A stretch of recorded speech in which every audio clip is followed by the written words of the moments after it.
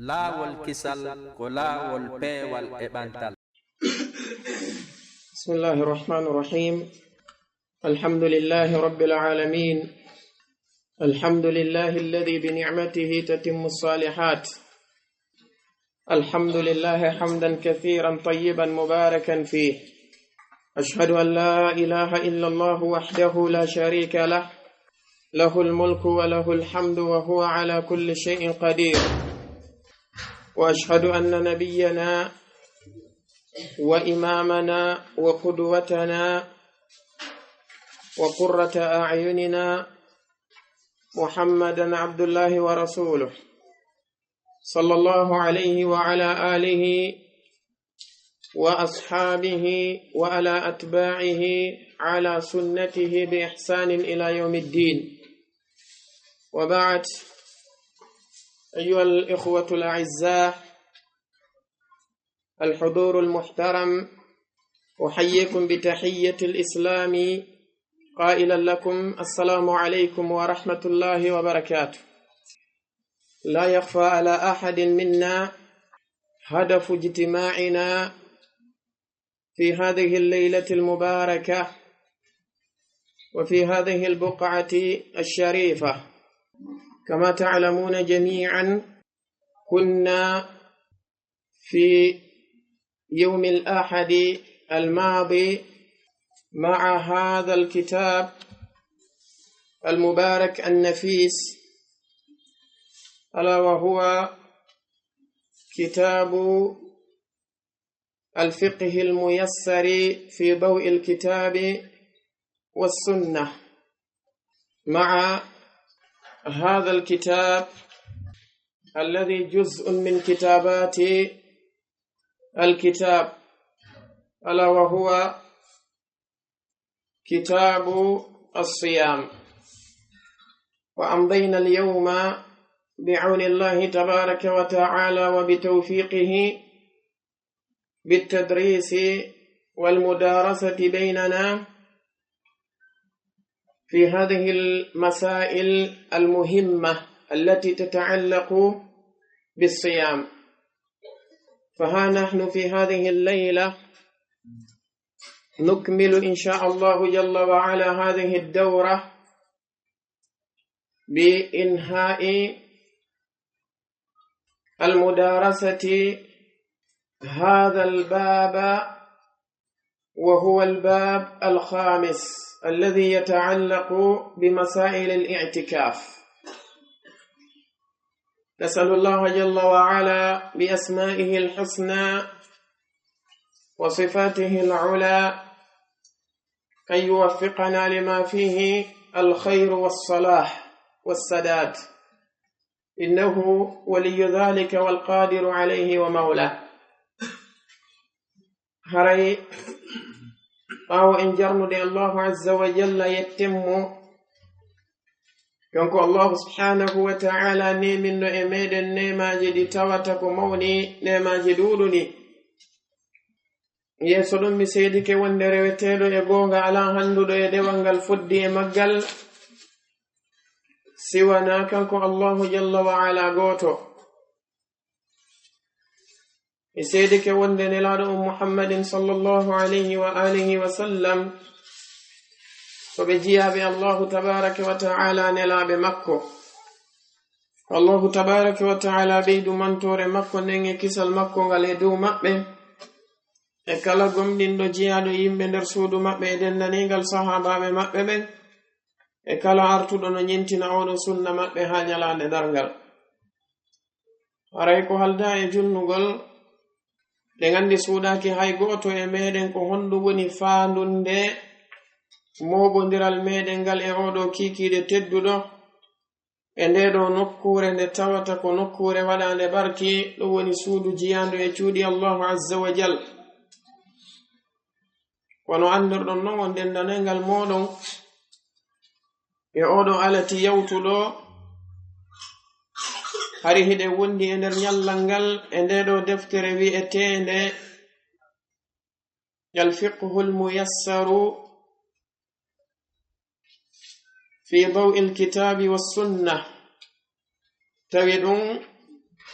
ko e ndeɗo moɓande nde tawata ko jiyande e geɓe kañum deftere nden no wi'e kitabu siyam. Ara nyallal ngal gila ka weetuno e oɗo sa'a mo tawata ko sa'a sappa bo'on, gila ɗon ha hewti e sa'a mo tawata ko sa'a 18 mo e nder nyallal ngal, yawtinden ɗum ɗon e jannidirgol hakkundaji meɗen e rewtodirangol hakkundaji meɗen kañum ndeɗo deftere. Ara non hande inchallahu azza wa jalla e oɗo jemma tedduɗo eɗe wonni e anniye timmingol ko luttuno kon ɗum woni natugol e ngal ɗo dambugal ngal tawata ko dambugal sakkitorangal woni albabul khamis, damal jiwa ɓangal. Ko damal ngal tawata ko yowodirngal e ɓangingol ko wiyete al-i'tikaf, ɗum woni ufinagol. Qala al-muallifuna alayhim rahmatullah: الباب الخامس في الاعتكاف وفيه مسائل. المسألة الأولى تعريف الاعتكاف وحكمه. أولا تعريفه: الاعتكاف في اللغة لزوم الشيء وحبس النفس عليه، وفي الشرع لزوم المسلم المميز مسجدا لطاعة الله عز وجل. بماكي كم مؤلفون إن عليهم رحمة الله بماكي الباب الخامس دم الجواب انقل إليدو دمبو دي توتكو ناتو دين إعودو كتاب الصيام بماكي في الاعتكاف ko damal ngal tawata ko yowodirngal e ɓangingol ko wiyete kon al-i'tikaf, ɗum woni ufinagol. ɓe maki wa fihi no e dambugal ngal masail, mas'alaji ɗi tawata ko mas'alaji sertuɗi. al-mas'alatu al-ula, mas'ala arano on e ɗin ɗon mas'alaji: ta'rifu al-i'tikafi wa hukmuhu. ma'ana muɗum ko andingol ko wiyete kon al-i'tikaf. Yani si tawi innama ufinagol ko hondu woni ma'ana muɗum on ka haala arab woni lughatan, e ko hondu woni ma'ana muɗum on ka sharia dina islam woni shar'an. ko woni ta'rifu al-i'tikaf. wa hukmuhu kañum ma e ɓangengol ko hondu woni nyaawore kañum oɗo al-i'tikaf ɗum woni ufinagol ngol. Yani oɗo al-mas'alatu al-ula ko mas'ala mo tawata ko mas'alatun tubayyinu nuqtatayn, ko mas'ala mo tawata ko ɓanginowo toɓɓe ɗiɗi. النقطة الأولى هي تعريف الاعتكاف لغة وشرعا. النقطة الثانية هي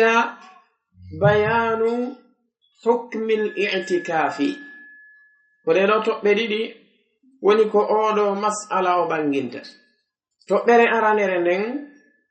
ودواني أندنغول إنكو هندو بيته اعتكاف، بمعنى سويام اعتكاف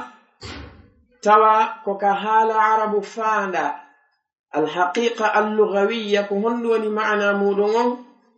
إستوي ويام الاعتكاف حركة كشرية فانا وني الحقيقة الشرعية كهندو وني معنى مودون. تقبل دمرنين وني بانغي نانغولين كهندو وني نياووري كنيون أودو اعتكاف. بماكي أولا تعريفه أرانون نندو وني تقبل أرانيرنين كو أندنغولين كو بيتكون الاعتكاف وفينا غونغول. بماكي الاعتكاف وفينا غونغول في اللغة كهال عرب لزوم الشيء ووأدغل هونن وحبس النفس السكوغل ونكيكين عليه إدو كنيو هونن وني وأدغل كنيو هونن سكا ونكي مودون كين إهوري هونن بمعنى دوما قل إهون لي ولويتي الاعتكاف والوالي ستابي الله عز وجل وجنتني إن كفتينو حقني النبي إبراهيم عليه الصلاة والسلام إمدو يمبي مأبي بتواتك شركينو ببين بماكي ما هذه التماثيل التي أنتم لها عاكفون بماكي كهندو ونئيدو سنموجي دي توات أنم هدون دومي هدون واتتي هدون سوكي ونكي جمولون دين إريو غلدي كهندو ونفيا كدي كهندو دي ودي ها تبي هدون ودنا دي دوم وانا نجم ميدن تبارك وتعالى وبنجنني وندن النبي إبراهيم عليه الصلاة والسلام لندنو بفيدين سنموجي وناردنو ياغو كم بكديك جابغول ببنجني وند بتوبة براب مأبب نوريود دين سنموجي كويوغول نو النبي إبراهيم حيث بوكلاكي ندوغول به حيث بأتاكي بنود بكم بيوتا يدنو بوي وند ونظل لها عاكفين menen men luttay pooma ko men nyiimay be ko men wadditotobe rewgol di sanamuji idan be dari be wowlingol do kongol ka hollugol wonde kambe be selatanu non be yiwata e dum monanon kanko Allah azza wa jalla o banginani en sifa mudum kawjantani en non fi qissa ko fejjuno hakkunde annabi Haruna alayhi salatu wassalam ne kanko Allahu azza wa jalla o nodduno annabi Musa alayhi salatu wassalam ka ahdi mabbe annabi Musa be lontini koto mabbe annabi Haruna alayhi salatu wassalam ka bani Israila yankobbe odo neddo mo tawata ko samiri kanko neddo on iblisu alayhi la'na suwon sinimo wonki makko kinki cudani mo ha o mojjinani be ngari ndi tawata ko ngari ndi o wi'i be wonde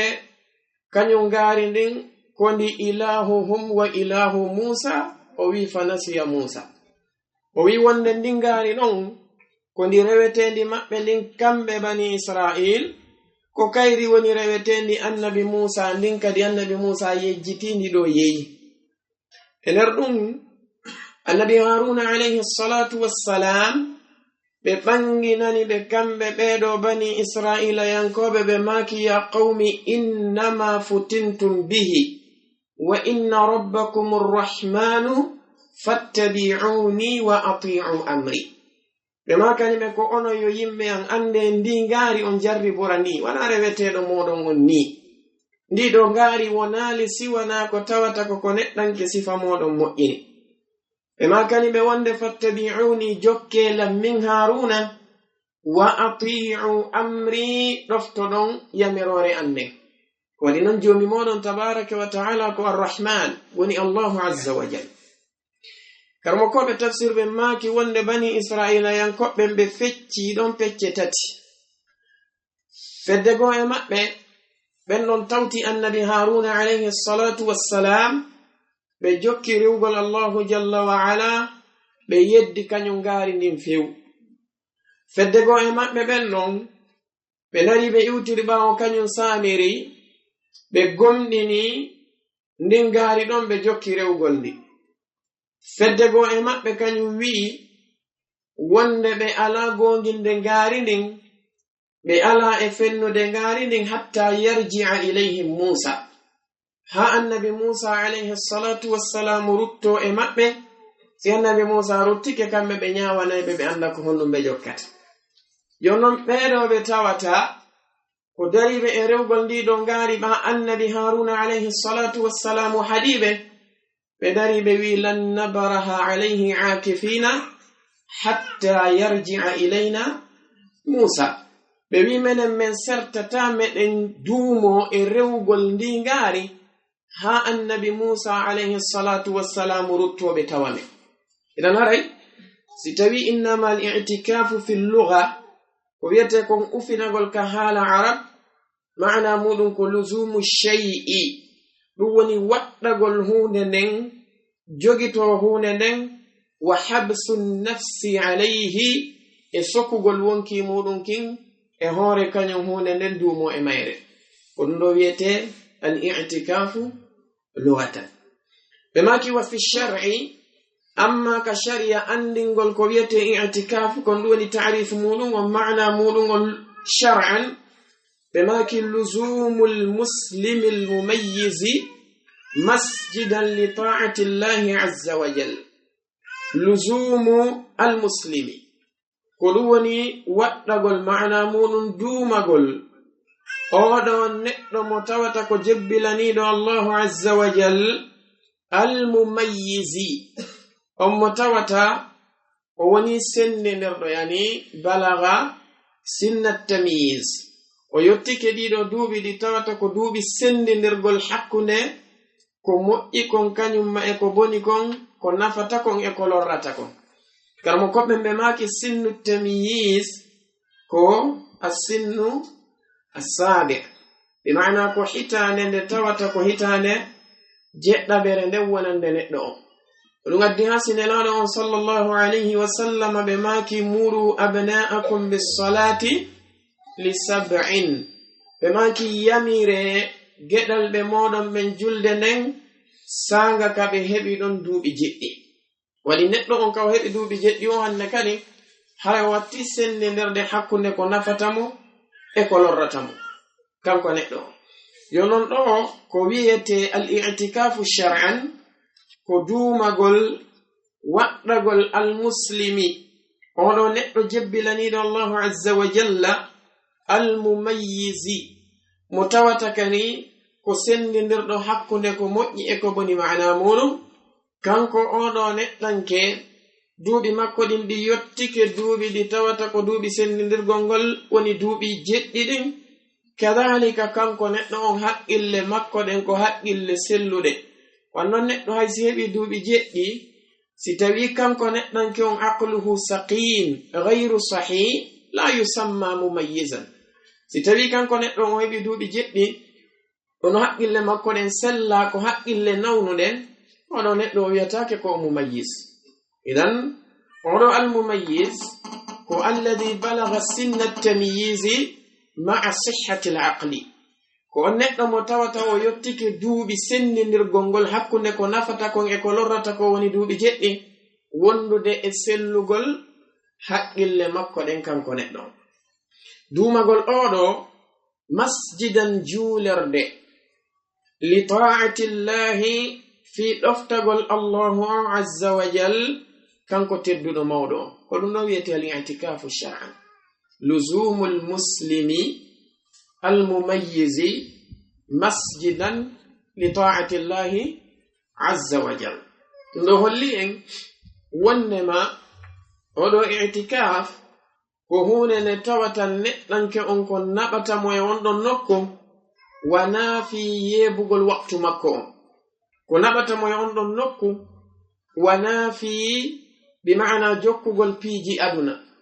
ko nabata moy on don nokku wana fi fijugol kanyum may poydugol wana fi danagol bal ko nabata moy on don nokku ko li ta'ati llahi azza wa jalla wonon kanko neddon i'tazala ani dunya wa shahwatiha wa zinatiha limadha liyatafarraga li'ibadati llahi jalla wa ala kanko neɗɗo o pottitike shahwuji oɗo aduna kanyum may cuɗariji muɗum o yehi ha o hewtoyi fi baytillahi jalla wa ala ka suudu allahu azza wa jal fi honno fi yo heɓu kanko neɗɗanke on no o rewira allahu subhanahu wa ta'ala e nder on ɗo waktu idan ko ɗum ɗo wiyete al-i'tikafu lugatan wa shar'a ɓe maki faani yan toɓɓere ɗimmere nden eɗeɗo toɓɓe oɗo mas'ala arano hukmuhu ko ɗoni ñawore kañum oɗo i'tikaf wa huwa sunnatun wa qurbatun ila allahi ta'ala liqawlihi azza wa jal am tahira baytiya lit-ta'ifina wal-'akifina war-ruk'i as-sujud wa hadhihi al-ayatu dalilun ala mashru'iyyatihi hatta fil umam as-sabiqah وقوله تعالى ولا تباشروهن وأنتم عاكفون في المساجد بماكي wonde nyaawore kanyum odo i'tikaf e maki wa huwa sunnatu onko sunna e fo hiden andi si tawi hawri hunde wiyama ko ne sunna ko hon woni ma'anamu ko ma amara bihi shari'u ala ghairi yani ala sabilin bighairi ilzami ko konko tawata shar'in do on yamiri yo wade kono ko e hore lawol ngol tawata wana lawol waddingol shar'in do on yamiri yo wade kono non wana e lawol no waddi o ma'ana mulu yuthabu fa'iluhu imtithalan wala yu'aqabu tarikuhu wadu don on si tawi ko sabu Allah azza wa jalla woni ko o warri kanko neddan ken o yobete baraji mudun ni amma si o acci o wadali kanko neddon o lettataaki o hebata bakkatu ko dum do wiete as-sunna ma'ana mudum odo sunna mutawata ko sunna nelano on sallallahu alayhi wa alihi wa sallam do ta'rif sunna muaddude ngon do e qa'ida muaddude ngon do ngandi dum don ko ma'ana qa'ida mutawata ko mo jogiti dum on al fuqaha adama ko e dambugal fiqh wonde jantade ko be gollitiren istilahat e ibarat al fuqaha sinadum ngandi ma'ana as-sunna inda al fuqaha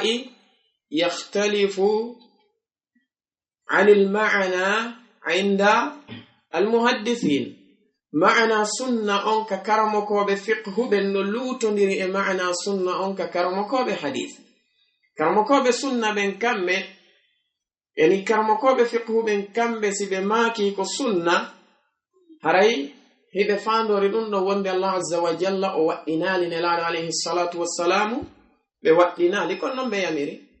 anneddo on si awadi tay ko sabu Allah azza wa jalla warruda da mari baraji amma si tawi acci haraya ala bakkat amma beedo karamo ko be betata ko karamo ko be hadith ben kambe ko wiete ko sunna kama be ko kullu ma thabata an an-nabiy sallallahu alayhi wa sallam min qawlin aw fi'lin aw sifatin aw taqririn ko kala ko tabiti nelano alayhi salatu wassalam immorde e maako kanyum ma e gollal kanyum ma e sifa kanyum ma e bi maana tabintinande ay be yi'a goddo golli gollal diina ma dum goddo wowli kongol diina ma be humpito dum non be deƴƴay hoore mum ma be tabintina on no wiete as-sunna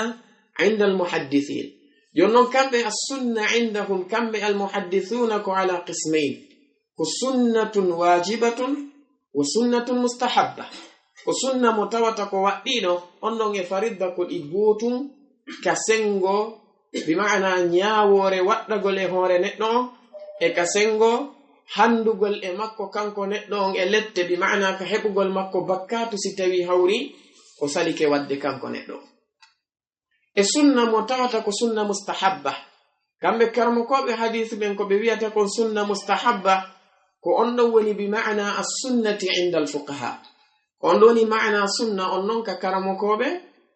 fiqhube enda sifabe dum non neddo onno yamira wadugol kono waddaki e dow makko si tawi wadiri sabu Allahumma mari baraji si o acci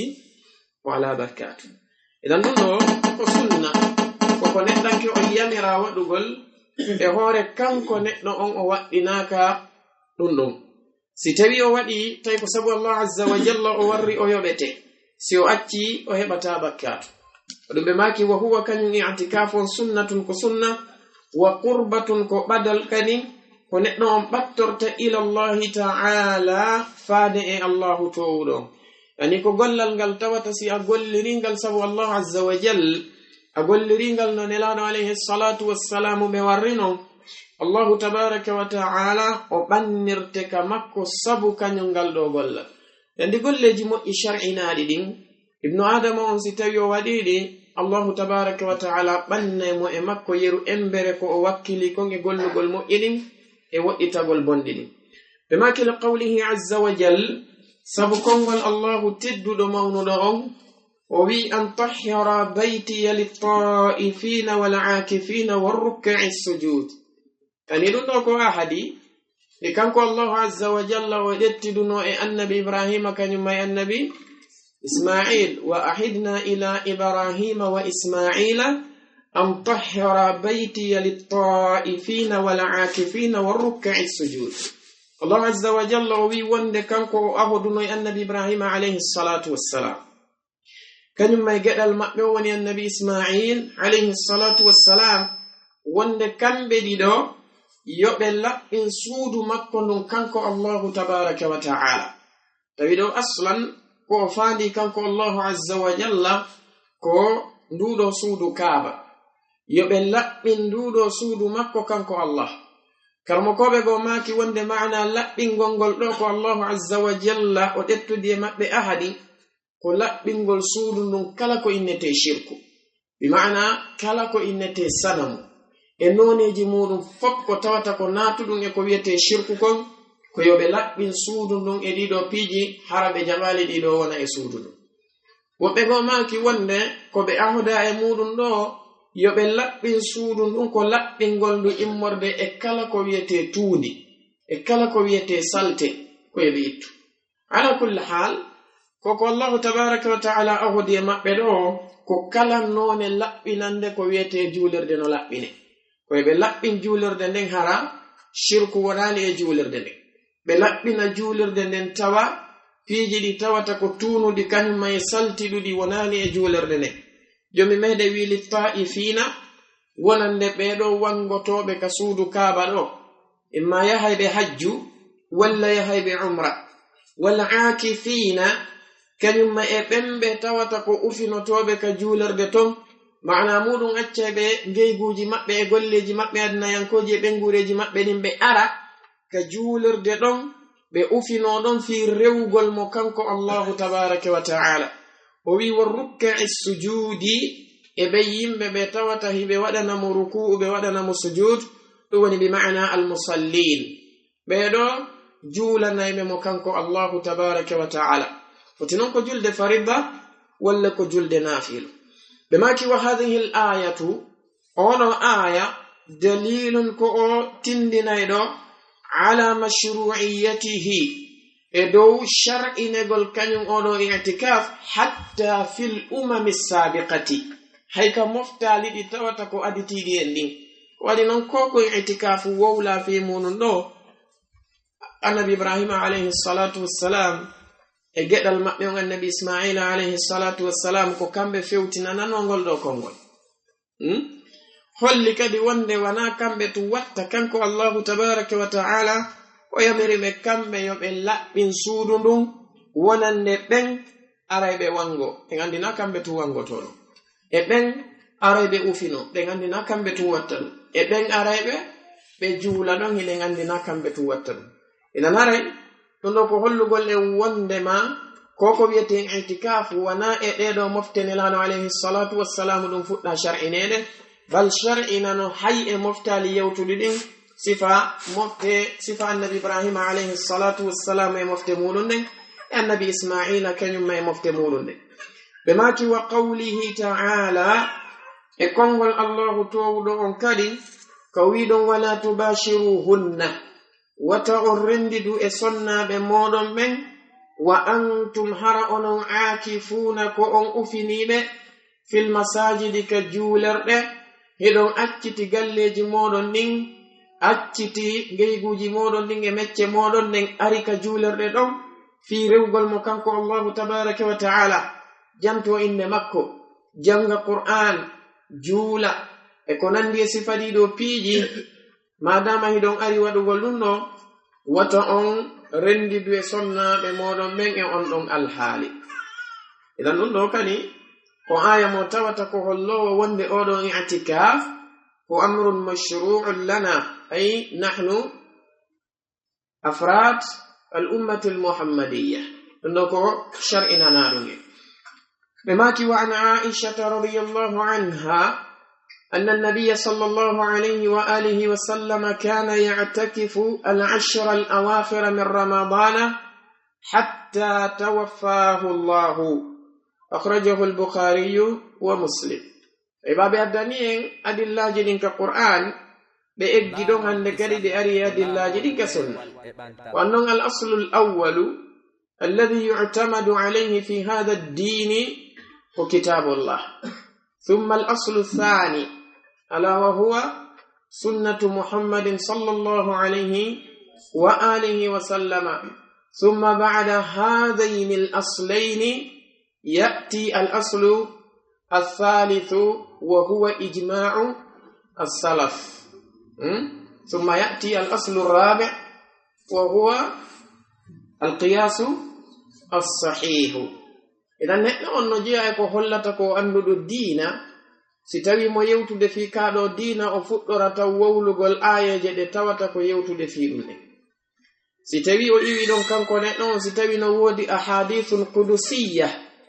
حديث جد تواتكو حديث القدسي أو أدى لنو ستوي نون فئي أو ناتنون حديث جنلانو صلى الله عليه وآله وسلم so hikko yadon aqwal as-sahaba antuma non hikko yadon aqwal al-ulama ndo ko hollay dum wonde kanko neddo on mo andi ko honno piiji din bi darori ka sharia Allah tabaaraka wa ta'ala e maki itamayi mamene Aisha radhiyallahu anha wonde manelano alayhi salatu wassalam kana belatino ke ya'takifu hibe ufinotono al-ashara al-awakhira ededo balde de tawata ko sappo sakkitoroje den min ramadana immorde e ndudo lewru sumay hatta tawaffahu Allah ha Allah azza wa jalla wa hunnibe onattibe kamakko kanko Allah jalla wa ala akhrajahu al-Bukhari wa Muslim ndo holli e wonne ko sunna nelano on sallallahu alayhi wa alihi wa sallam mo be wonno e munum be duni e munum بماكي ون وأجمع المسلمون على مشروعيته وأنه سنة لا يجب على المرء إلا أن يوجبه على نفسه كأن ينظره بماكي ون وأجمع المسلمون جلب من فوق لفتي على مشروعيته دون شرعنا لكن يقولوا اعتكاف بماكي وأنه بفتك لون اعتكاف سنة كسنة وانما لا يجب وقتك على المرء ادو نقو الا ان يوجبه على نفسه سوانا دو انت دون ادو هور مكو كأن ينظره وانا نكانكو نقو غفدتا مثلا ستبي كانكو نقو غفدي الله عز وجل ووي مثال ونسي الله سبحانه وتعالى لا تنني مهود كاري دو فالا وفدي الله سبحانه وتعالى ودنا مو اعتكاف كجولر de nyallal ma balde didi ma feccere nyallal ma hakkunde fana yalan sara ma du yontere no o wowleri wo kanko neddo o maadama mo mari taqa mudum haray hande kadi i'tikafu o waddike e dow makko ko wannon o fodi Allah jalla wa ala don iwi ka woni don sunna woni hunde ne tawta ko ne wajibi e dow makko fami nge be mati فثبتت سنية الاعتكاف ومشروعيته بالكتاب والسنة والإجماع بماكي ونتبت نوهن لكدي إمردي أدلاج جانتالي لو تبت سنة ندكن اعتكاف ونئفنا غنغل ومشروعيته الشرع ندمون بالكتاب تبت دفتر الله عز وجل أنا دي آية بجانتني لو والسنة كنما سنة نلانو عليه الصلاة والسلام وانا حديث ما من عائشة وبيغانيغو والإجماع إبطت الجلب بين مود وانا بباني نراني أنه يوتري نمجول إذا نرى ستبتري بالكتاب تبتري بالسنة تبتري بالإجماع هذا في قياس والتاك دون هندكت فانهم طبعا على قولنا في قياس أريدو e wawi faamude e odo mas'ala al-ula ko hondu wiete al-i'tikafu lughatan e ko hondu wiete al-i'tikafu shar'an e wawi faamude kadi ko hondu woni nyaawore i'tikaf e ngandi nyaawore i'tikaf nden asli mun on ko sunna no ara non wonoyde wajibi si tawi neddanke on fodi Allah tabaaraka wa ta'ala o fawi dum non e hoore makko kanko neddo بماكي المسألة الثانية شروط الاعتكاف بماكي مسألة متوتة كدمو kanyum ngal ɗo dambugal ngal tawata ko dambugal i'tikaf damal jewa ɓangal ɓe maki ko ɗum woni shartiji oɗo i'tikaf shartiji oɗo i'tikaf ngandi ko wiyete kon shart inama ashartu lugatan ko al'alama sharti on ka hala arab ko ɗum woni alamane ɗe inama asharatu sa'a ko fanda ko alamatu as-sa'a mandeji amma si tawi hawri innama shart istilahan karmo koɓɓen no mari ko ɓe yiwti e muɗum ɓe maki wala Sheikh Usaimin kamɓe no ɓe makirno alayhi rahmatullah ɓe maki si innama shartu ko ma yatawaqqafu sihhatu shay'i ala wujudihi ko konko tawata sellugol huune nen no darori wodegol muɗum bi maana ko wiyete sharti ko huune nen selliwo si tawi ɗum ɗo wodama si tawi ɗum ɗo wodaka haray sharti on si tawi sharti on o wodaka haray ko shartinako boni ma yatawaqqafu sihhatu shay'i ala wujudihi sen etti misal yani no jeeya min shuruti salati at-tahara ka tahara la banga yo non neɗɗo mo tawata ko o wawuɗo ayyata tahara ne o laɓɓintinto mo mari kadi kala none no o wawata laɓɓintinorde kanko neɗɗo on mo taqana si tawi o teyke pas o acci laɓɓintina gongol kanko neɗɗo on o juuli honɗum wiyete julde makko ne salatun batila ka limaada li'annahu faqada shartan o hattike sharti goto maki wonne yani yatawaqqafu sihhatu salati biwujudi at-tahara sellugol julde nen no darori hondu wodegol laaɓangal e shartiji luttuɗi ɗin si tawi laaɓangal manki haray hunde nden nde sellata ɓe maki wonne al-i'tikafu koko wiyete ufinagol ibadatun ko dewal ngal tawata laha no wodani ngal shurutun shartiji la tasihhu illa biha kañum dewal ngal sellirta maana mum kañum i'tikafun sellirta si wana wondude e ɗin ɗon shartiji ɗin ɗon shartiji si tawi neɗɗo on o hattama sharti goto e ɗiɗo haray si o waɗi i'tikaf haray i'tikaf makko on ko o batil ko o mere sellata Allah azza wa jalla jaɓata maki wahiya ko woni ɗin awalan ara nun ɗo woni alshartu alawwal ko an yakuna almu'takifu musliman mumayyizan aqila fala yasihhu al-i'tikafu min al-kafiri wala al-majnuni wala as-sabiyyi ghayri al-mumayyizi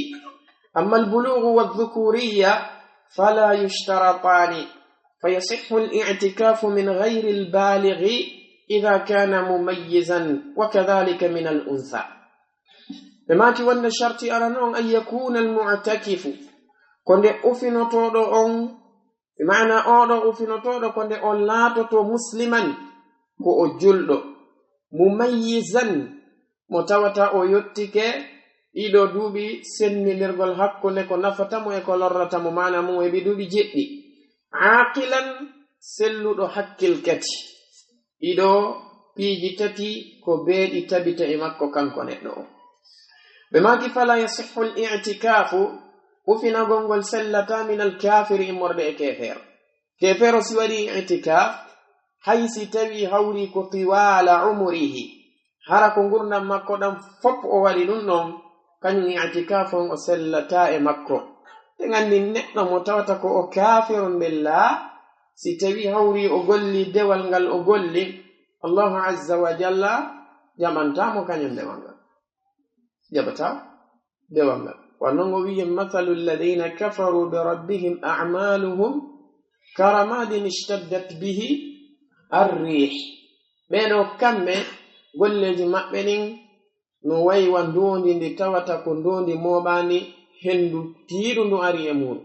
wana hendu ndu wifirta ɗo ndoni ndi fondi saako ko non golleji maɓɓe ɗin perdirta ko waɗi so wi la yaqdiruna mimma kasabu ala shay ɓe wawata hettude hay e hunde e ko ɓe faggiti kon kala hara kaka aduna ɗo o jonnirta ɓe ɗum fiyakuji aduna yankoji ɓe maki walal majnun wana kadi neɗɗo feetuɗo e hoore mum si waɗi itikaf makko on jaɓataake. cheikh l'islam ibn taymiyata ɓe maki ka alfurqan maɓɓe bayna awliya illah wa awliya shaitan ɓe maki wonde neɗɗo kefeero kala ko yalti e makko neɗɗo feetuɗo kala ko yalti e makko e gollal moƴƴal Allah azza wa jalla jaɓantamo ɗum wona woniri noon kala ko yalti e makko e gollal bongal Allah azza wa jalla nangitirtamo. famane ɓe maki wala sabiyi sellata kadi i'tikaf on immorde e paykunkun tawata gayril mumayyiz ko paykunkun sendindirali mana mum kun heɓali duuɓi jeɗɗi. idan ndettugol paykunkun tawata kun heɓali duuɓi jeɗɗi namora kun i'tikaf haray alhaali on ɗon ko naɓortamo ko fi wowtingol mo rek e tinningol mo fi dere ko nande sifa ɗin piɗi sina ɗum kanko i'tikaf makko on o sellata. baraji ɗin lahalladi hotanama an annon nyande gore nelaɗon alayhi salatu wassalam ka hajju ɓe hawruno e goɗɗo goo e sahabajo tawi mo jogiti payko o lanni nelaɗon alayhi salatu wassalam o wi ya rasulallah ali hadha hajjun e oɗo no mari hajju ɓe maki na'am walakal ajru an adduɗo mo on ko an mari baraji ɗi tawata ko baraji heɓotoɗi e mulol. ɓe maki ammal bulugu amma kelle fiye on ɗum woni helli feede neɗɗo on wadhukuriyatu kañumma e wonugol makko gorko ɗum woni gorgu makko ngun ɓe maki ɗum ɗo fala yushtaratani ɗiɗo shartinaka de ɗiɗo ɗiɗi ɗi shartinaka yani innatake si goɗɗo helli faaka o wawata wadde i'tikaf ko si tawi hawri o wonali mumayyiz woni watta i'tikaf. so woni mumayyiz o heɓi duuɓi jeɗɗi o wawi wadde i'tikaf amma si tawi hawri kanko neɗɗo on o wonali mumayyiz o wata wadde i'tikaf. famani idan kelle fuye on shartinaka wa nafsu shay'i innugol wonde ko gorko tu watta i'tikaf la shartinaka neɗɗo mo tawata ko waɗawo i'tikaf on ay yakuna nde o wonata kanko neɗɗo on dhakaran gorko la waɗi si ɓe maki fayasihhu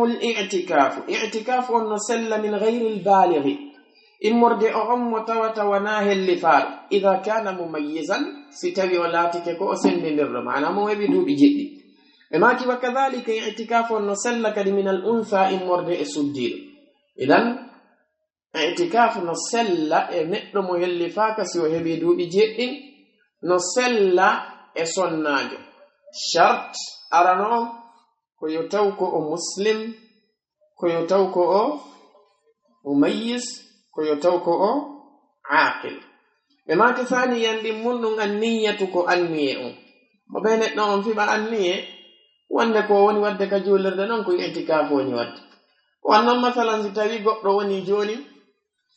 ɓe yaldinimo e suudu ka o hoɗi ɗon wona ɓe halduno dele on hewti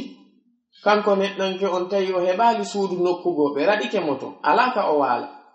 o ari ka julirde no lutti balɗe 10 sakkitoroje ɗen o hoɗi ka julirde ɗon tawi ko ɗon o waalata oɗo woni noon ha juldere nden faandike bi ma'ana ha lewru ndun ndu darike ɗum woni juldano non darike oɗo wiyete waɗi i'tikaf fi kala mo ka julirde ton mo julde ton mo jamtade nde Allah mo jangune Qur'an la o waɗi gollal nandungal e ko ɓe waɗi kon kanko kadi o yahaali hay nokku muɗon ono madama anni on ala ton baraji ɗin walta anniya famade moƴƴa ɓe maki li qawlihi sallallahu alayhi wa sallam sabu mako nelaɗo alayhi salatu wassalam innamal a'malu ɓe maki ande no golleji ɗin binniyat ko anniyaji ɗi woni ko ɗi darnirte ɓe maki wa innama li kulli imri'in ma nawa ko wodani goto kala ko wanni ko yawɗo on ka julirde bi niyyatil i'tikaf lahu ajrul mu'takif yawɗo on ka julirde bi niyyatil baytuta ko nabi mo ton ko fi walugol ton lahu ma nawa kanko kan no wodani mo ko wanni ko tanazimami fi kala ɓe golli golleji nannuli kono wana gotum ɓe kontete ka Allah azza wa jalla. ɓe maki fayanwil mu'takifu oɗo neɗɗo o finotoɗo ko yo anniyo luzuma mu'takafihi waɗɗagol nokku kanko neɗɗo on ka o ufini ɗon qurbatan o anniyora ɗum ɗon honnon ɓadorgol wa ta'abbudan lillahi azza wa jalla e rewirgol ɗum Allah subhanahu wa ta'ala. si wiyama luzuma mu'takafihi mana mum ko waɗɗagol makko nokku ka o waɗi i'tikaf. amma si innama luzuma mu'takifihi waɗɗagol makko i'tikaf makko on tigi, waɗɗagol makko ufinagol makko ngol o anni o ɗum ɗon qurbatan wa ta'abbudan lillahi azza wa jalla. ɓe maki thalithan tammun ɗum an yakuna al-i'tikafu fi masjid, kone i'tikafu on o laatoto ɗum woni ufinagol ngol laatoto e julirde. ay warka suudu makko o inna mo waɗi i'tikafu ka salon makko, ma o yaha ka samur makko o inna mo waɗi i'tikafu to, ma o yaha ka duɗal makko haranaka julirde o inna mo waɗi i'tikafu. ko an yakuna al-i'tikafu fi masjid. kono ngan neɗɗo on yani tanwi at-tafarruga lil-ibadati wal-qurbati ila rabbika jalla wa ala, idhan fayahiqqu laka an tadhhaba ila baytihi. madama ko anniɗa ko ya sertu e aduna taw fewbi, mana fiyakuji aduna fewtita e rewgol Allah azza wa jalla ɓattoɗamo kanko Allahu tabaraka wa ta'ala o shar'ini o siko ɗum anniɗa ko ya yawka suudu makko. famane yawka suudu makko ɗum woni ka julerde. ɓe makini qawlihi ta'ala, sabu kongol makko kanko Allahu towno on kawino wa antum hara onon aakifuna ko on ufinime fil masajidi ka julirde. holli wonde i'tikafu on kaka julirde watte. wali fi'ilihi sallallahu alayhi wa alihi wa sallam e sabu honnon gollal nelano alayhi salatu wassalam kana ya'takifu fil masjid ka julirde ɓe wonayno i'tikaf wana ka maɓɓe. ɓe maki walam yunqal anhu annahu i'takafa fi ghayrihi, eggaka e maɓɓe kamɓe nelaɗo alayhi salatu wassalamu few wonde ɓe waɗi i'tikaf e nokkure nde tawata wanaka julirde tabitala. idan i'tikaf on kaka julirde watte. rabi'an na yabundun an yakuna almasjidu alladhi ya'takifu fihi tuqamu fihi salatu aljama'a. ɓe maki sharti na yabon ko nden laatoto juulirde nde o watta i'tikaf nden e muɗum ko juulirde nde tawata julde jama nden no juule ton. nayo yawɗo e juulirde nde tawata subaha no wawi feƴƴude ara goto arali juuli ɗum, ma fana feƴƴata goto arali juuli ɗum, ma ɗum nde on nde alansara feƴƴata goto arali juuli ɗum. to yo taw juulirde nden ko juulirde nde tawata julde jama no juule e mayre. amma yongol tun e juulirde nde tawata julde jama no juule e mayre ahyanan, kono waktuji goo julde jama arata e mayre, bal waktuji goo tawa hinde fermi, nden non juulirde sellata waɗugol i'tikaf e mayre. sabu no honno, sabu tawde oɗo neɗɗo waɗowo i'tikaf si tawi ko gorko mo tawata ko helli faaɗo, oɗo no waɗɗimo julde jama walla waɗɗake? islam no waɗɗimo ka yon noon ka waɗɗimo ɗon julde jamanen ko wajib, i'tikafu on ko sunna. o wawata yebirde wajibi fi sunna, alwajibu muqaddamun ala as-sunna. famane moƴƴa eywa. ɓe maki wa dhalika idha kanat muddatu al-i'tikafi tatakhallaluha salatun mafruḍatun. ɓe maki ɗum ɗo ko si tawi hawri, e mana shartinegol ɗum ɗo ko si tawi hawri oɗo neɗɗanke mo tawata ko neɗɗanke ufiniɗo on yeru dumunne ko o woni kon ka i'tikafu makko tawa julde faridda nden yuwoto e mayre, ma'ana muɗum o juulatande julde faridda nden tawa kono wi'ira yo o juulir non. ɗum woni jama'ata. wala sibe maki wa kana almu'takifu hara kanko ufiniɗo on mimman tajibu alayhi aljama'a, hara ko jiyaɗo e ɓen ɓe tawata no waɗɗiɓe julde jama. e andi ɗo ɓe jantanike en no sella woɓɓe goo waɗa ɓe i'tikaf, no sellana ɓe i'tikaf hara julde jama waɗɗaki. mathalan tay kun tata kun helli faaka kono ko woni mumayyizan aɗo julde nden taw aslan nde waɗɗike mo nde waɗɗaki mo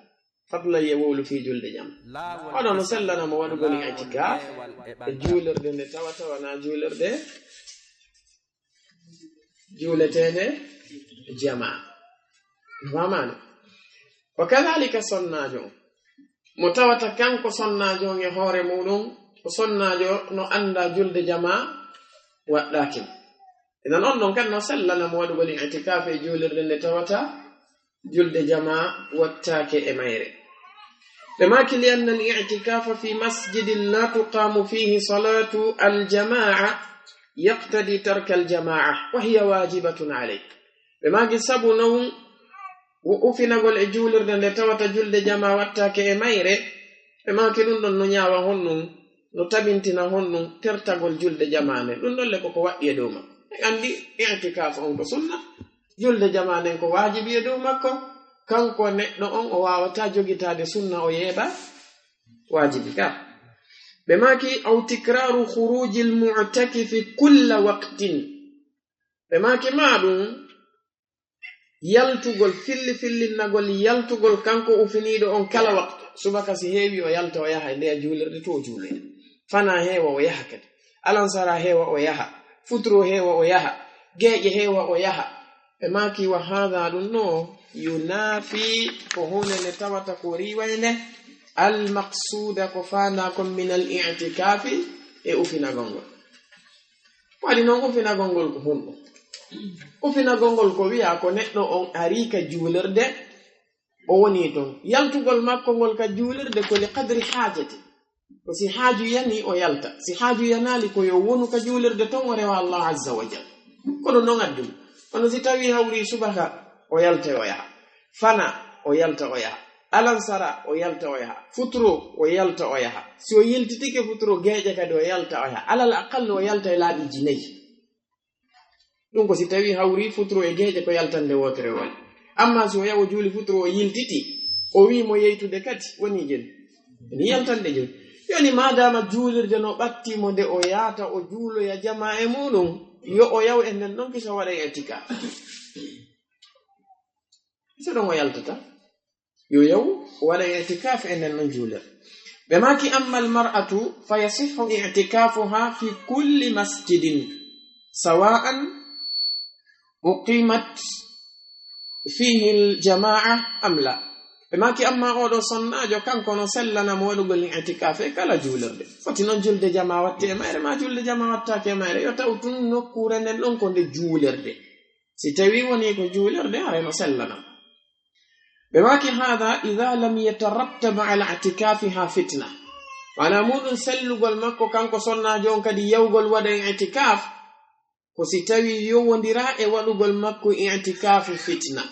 ɗen handi hay juuloygol julde jama ka juulirde sonnajo on yawgol makko ngol no mari shartiji sharti arano on ko an tasta'dina ba'alaha ko nde o du'inoto taw e moodi makko ɗum woni ashartu al-awwal sharti ɗimmo on kanko sonnajo on ko alla takhruja mutabarrija ko nde tawata o yaltata ko o wonduɗo e tabarruj mana muɗum himo ɓorni yaltini cuɗariji makko himo urni e ko nandi e sifa ɗin noon piiji ko be o yalta kanko sonnajo on wona nelaɗo alayhi salatu wassalam ɓe maki falyahrujna tiflat ɓe maki sonnaɓe ɓe yo yaltu yahaka juulirɗe siɓe faala yaade ton juuloygol hara ɓe wonda e urateri haray ɓe ɓorni coñci ɗi tawata ko surrayɗi ɓe idan si tawi yawgol makko ngol waɗa i'tikaf no yowodiri e fitna ko yawgol ton e cuɗagol kañum ma e yawgol ton e tawa ɓornaki coñci yottiɗi ma yawgol ton e memmingol haalaji e memmingol gereji e ñowgol yimɓe e yawgol ton e connectagol e Facebook e ko nandi sifa ɗin ɗon piiji oɗo ara on oddaka ton yo luttuka galle modi makko o connecte o ton ɓe maki fa in tarattaba ala dhalika fitnatun muni'at si tawi yowodiri e waɗugol makko i'tikafu on fitna i'tikafu on o haɗete bila shakkin fiw on hay gorko makko on dagantako mo newnangol mo ya ɓe maki wal afdalu an yakuna almasjidu alladhi yu'takafu fihi tuqamu fihi aljumu'a ɓe maki ko ɓuri moƴƴude non ko nde tawata ndeɗo juulirde nde tawata ko nde on tigi watta itikafe muɗum nden ko yo taw ko juulirde nde juma juulete e muɗum ɓe maki lakin lakinna dhalika siko woni ɗum ɗon laysa shartan lil i'tikaf lakin hada mahallu ikhtilafin bayna al ulama sen wodi karmokoɓe yaruɓe wondema sharti juulirde nden ko nde woni masjidun jami' juulirde nde tata juma no juule e mayre ɓe maki wona woniri noon ko be nde wona juulirde nde tata julde jama no juule e mayre ko nde woniri noon kadi juulirde nde tawata juma no juule e mayre ɓe maki masalan neɗɗo on si ari julde faridda no waɗɗi e dow ma haray juma waɗɗike mo ka waɗɗake julde faridda nden jama'atan no waɗɗimo haray juma o no waɗɗimo ka waɗɗake haray no waɗɗimo joni noon si tawi ka o woni ɗon kadi juulatake juma o yalte ɓenno wi wonne no jeeya e shartiji muɗum ndin an yakuna al masjidu jami'an bal woɓɓe goo yaari wonnema ko be kadi an yakuna al masjidu ahada al masajid الثلاثة مسجد الحرام مسجد النبوي مسجد الأقصى كرم كوبي غو ياري وندي اعتكاف سلتا سنايلن سبو حديث كان يلان عليه الصلاة والسلام بما كدو لا اعتكاف إلا في 3 مساجد مسجد الحرام مسجد هذا والمسجد الأقصى إذا منهم بياري وندي سلتا سنايلن نوكيل وكلا ودو اعتكاف تيناك سودو كابا وناك جولر دنيلان عليه الصلاة والسلام وناك مسجد الأقصى ببي فاعتكافه باطل اعتكاف مكة أنكو أميري كمن حج في غير المكة وأن نتو يودو حجكو نا مكة فسيكانكو نتو أدى العبادة في غير محلها وأدي دوانغال كتاوتا وانا إنوكو مغالو كونونون كوني كون قول جمهور العلماء ومنهم أئمة المذاهب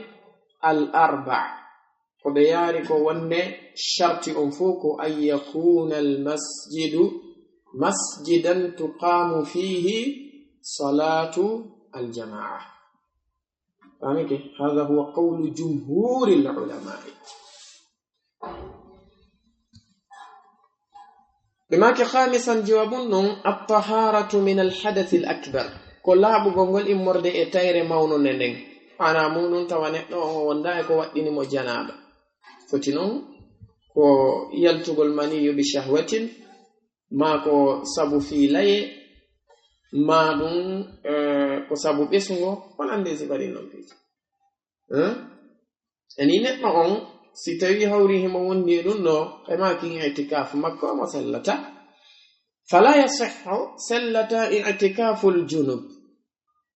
وفي نقول نتلو وندو جناب وناكي متونكو في يوري والله وجولة موندي جناب أما وجنگ القرآن موندي جناب ننقل الرابن أما وناتك جولي الرجود موندي جناب ننقل الرابن ونو بفو مبه بفوتي كبوري موجود كونسي وجنگ القرآن ماسي وجنتو إن الله masi o naata e kander julirde ko yo taw on lay janaba ka jonon ba e nder i'tikaf on no jiya ko buuri e mawnude e golleji di neddo on gollata ton juulangol Allah azza wa jalla dido nafiloji idan kanko neddo on nayo naatu ton haram wonde janaba non hollali masalan si o yeyi ka julirde ton himo e nder julirde den masalan o walike o danike foti non ko leylal walla ko naharan o hoyditike ɗon o heɓi janaba hollali i'tikaf makko on boni de la ko yo yalto o yaha ka hurgoji julirde ɗon si hurgoji no ɗon o looto si hurgoji ala ɗon o yaha ka hurgoji maɓɓe o looto o arta non bonnata i'tikaf makko famike ɓe maki walal ha'id wana kadi sonnajo mo tawata ko wonduɗo e janaba wonduɗo e fiilay oɗo sonnajo kadi i'tikaf sellata e makko kanko kadi oɗo non kanko masalan si tawi o ari himo laaɓi o yeyi ha e nder ko won ton kon o yii fiilaye makko on ko yo hotu ka suutu nasimane kanko manama himo wonni e ɗum ɗo tanke o yiya laaɓal na yo artu ko yo wonu ka makko ton kam sabu non honɗum sonnajo wonduɗo e ɗanɗo ƴiƴam fiilaye tigi tigi ko ɓuri sellude e konngudi karmo koɓɓen ko o duwaka natude ka julirɗe o duumu sabu non honɗum elaɗo alayhi salatu wassalam ɓe maaki wonde si tawi hawri ari ñalande iidi sonnaɓe ɓen koyo yaltu hay wonduɓe e fiilayeɓe ɓe maaki koye ɓe yewka juulete iidi ɗon kono noon ɓe maaki waliyatazilna almusalla kamɓe wonduɓe fiilayeɓe yoɓe woɗɗito e nokkure ka juuleteɗo en fop hiɗen andi wonde almasjidu juulirde nden ko wiyete kon almasjid nde ɗo arfa'u daraja wa a'azzu wa a'la makanan min almusalla ka bi ad'af juulirde nden no teddi no mawni ɓuri nokku ka juuleteɗon iide ɗum ko musalla no yon noon signama ɗon sonnajo wonduɗo e fiilayetta yawɗon haray fal masjidu min baabi awla o juulirde nden ɓuri hannude par ce que o fiyon ɗum o wiyanata o yewka musalla ko par ce que mo wondi e ɗum ɗo jonno juulirde nden no teddi ɓuri musalla juulirde nden no laaɓi ɓuri musalla idan ko juulirde nden ɓuri hannude nde o woɗɗitoto ɓe maki walanno fasa ana kadi on sonnajo wonduɗo e ƴiƴan jibingol ɗon ɗo kadi si tawi ari tawimo ɗon haray ko yo yaltu o yaha ɓe maki li adami jawazi mukthi haula'i fil masjid sabu wasegol dagagol ñiɓugol ɓeɗo jantaɓe ɗo tato ka juulirde nonon kamo koɓe no lorri woodi yaaruɓe wonde aljunub wal ha'id wanno fasano daganoɓe ñiɓugol ka juulirde to wonay ɗon siɓe faala maki hadis arali hay e gooto mo tatan waɗi tasrih hara mo selli wi'ugol ɓe daganta ko ɓe natugol ɗo wona ɗum allahumma illa si wana hara ƴiƴam fiilaye ɗam ma ƴiƴam ɓe sugo gon tuninayi juulirde nde karmo koɓe go yaari wonde no sellana ɓe bi maana rewgol ngol tun hara ko rewgol feƴƴa tawana ñiɓugol nder ton ɓe ndaari zahir konngol ɓeɗo ngol ko ɓen ɗon karamo koɓe ɓe jeeya e muɗum ay ɓe maki li adami jawazi mukfi sabu wasegol dagagol ñiɓugol haula'i ɓeɗo fil masjidi ka juulirde holli mururuhum jais karamo koɓe go kono yaha woɓɓe go ari kamɓe ɓe haɗi few nayoɓe naatu e juulirde nde battata nayoɓe naatu e mayre ko sa naati si rewa ka ma ko sa naati si joɗɗa nder ton kon ta nayoɓe naatu woni few ɓe maki amma siyamu amma korka kan falaysa bi shartin fil i'tikaf korka jeyaka e shartiji i'tikaf korka kan jeyaka e shartiji i'tikaf misal muɗum neɗɗo mo tawata himo wondi e ko haɗata mo horugol himo wondi e nawnare nde tawata ko nawnare nde o wawata horidude e muɗum kono nande haɗatamo rewgol Allah wana juulugol wana jangugol Qur'an wana jantagol inde Allah yono madama kanko ko o etowo e misal mo wondi e nawnare nde tata la yurjabur oho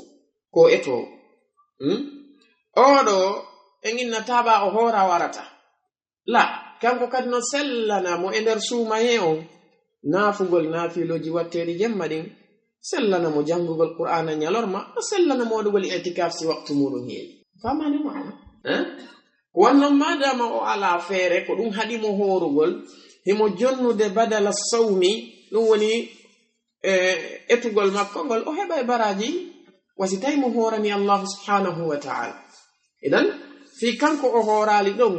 ɗum ɗon haɗata waɗo e i'tikaf ɓe maki lima ruwiya an ibni umara radiyallahu anhuma sabu ko filla e morde ibni umar ɓe maki anna umara ay baɓe maɓɓe qala ɓe makuno ya rasulallahi ko ono yenelami Allah innino min nazartu mi fonno fil jahiliyati fewno mi wonno ka majjere ɗum woni atto islam an a'takifa nemi ufinoto laylatan fil masjidil haram jemma goto ka juulirde Allah horminande ɗum woni ka suudu kaaba fa qala nelaɗo maki alayhi salatu wassalam awfi min afrika ɓe maki hunnu fodore mande foduɗande rawahu al-bukhari wa muslim idan ɗum ɗo ko jemma umar ɓe makirno ɓe waɗay ka jemmanoore e yimɓe ɗo ɓe fodu ɓa ɓe fodi wonti wajibi e dow maɓɓe idan tawi no waɗɗi ɓe tottoygol kono kaɓe fodi kon kadi wana ñallal ngal fow ko ɗum holli i'tikaf on na forcé be neɗɗo o wiya ko be ñallanga sa wadi i'tikaf mo ler didi arena i'tikaf ko yeru ko anni dawo si anni ki i'tikaf ma on ko 30 minutes ay wadi dum no hebay baraji wadu si anni ke feccere nyalla la hebay dum sa anni ke nyallangal fo hebay sa anni ke jemma on tun ay hebay dum Umar ibn al-Khattab radiyallahu anhu kamme ko be fuduno ko jemma bemaki falaw kana as-sawm shartan sitawino hawri korka kan ko sharti fi i'tikaf lama sahha i'tikafuhu fi al-layl سلطانو أفنا قول ما بنقول جمع كبني عمر بن الخطاب لأنه سبنا لا صيام فيه كرك على جمع ولأنهما يسبب تود كان ديدي وني الاعتكاف والصيام عبادتان كدوي ديدي منفصلتان بتواتا كسرت ديدي ديو ندرا ديو ديدي سرت ديدي لما كيف لا يشترط لأحدهما وجود الأخرى bemaki shartina naka gotel e majji wode gollida aynata neddo ba a horali watta i'tikaf aynata goddo kadi ba wadali i'tikaf korka horali mamane certificat di jogodira idan are dido jowi bemaki ko dido wiete shurutu al-i'tikaf lawol kisal ko lawol peewal e bantal